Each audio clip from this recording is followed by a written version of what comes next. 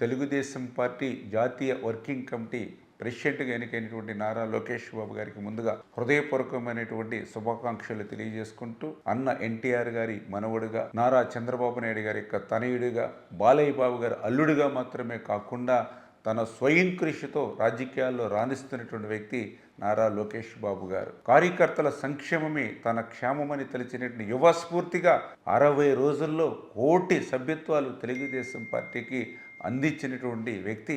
నారా లోకేష్ బాబు గారు. మనందరం కూడా చూస్తున్నాం, ఒక విద్యాశాఖ మంత్రిగా అనేకమైనటువంటి విప్లవాత్మకమైనటువంటి మార్పులు, 1 క్లాస్ 1 టీచర్ ఈ రకంగా మార్పులు తీసుకొచ్చి విద్యా వ్యవస్థలో అద్భుతమైనటువంటి ఫలితాలు సాధించడమే కాదు, 5 సంవత్సరాల్లో 20 లక్షల ఉద్యోగ అవకాశాలు ఏదైతే తెలుగుదేశం మేనిఫెస్టోలో ఏదైతే పెట్టామో దాన్ని అమలుపరిచేటువంటి విధంగా ఈ 20 నెలల్లోనే పెద్ద ఎత్తున ఆంధ్రప్రదేశ్ రాష్ట్రానికి పెట్టుబడులు తీసుకురావడంలో నారా లోకేష్ బాబు గారి యొక్క కృషిని కూడా మనందరం కూడా చూస్తున్నటువంటి పరిస్థితి. అటువంటి నారా లోకేష్ బాబు గారు ఈరోజు తెలుగుదేశం పార్టీకి కమిటీ చైర్మన్గా, ఎందుకంటే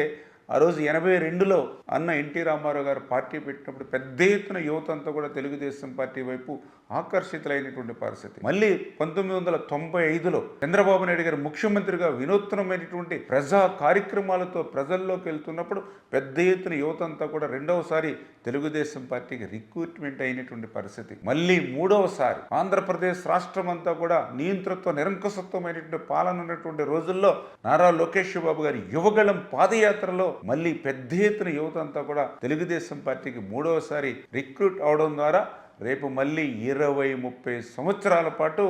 ఈ తెలుగుదేశం పార్టీకి ఎదురు లేకుండా ఈ రాష్ట్రంలో కానీ జాతీయంలో కానీ ముందుకు తీసుకెళ్లేటువంటి విధానంలో నారా లోకేష్ బాబు గారి యొక్క వర్కింగ్ ప్రెసిడెంట్ బాధ్యతలను మాకందరికీ కూడా ఎంతో ఉపయోగపడతాయని మీ ద్వారా తెలియజేస్తూ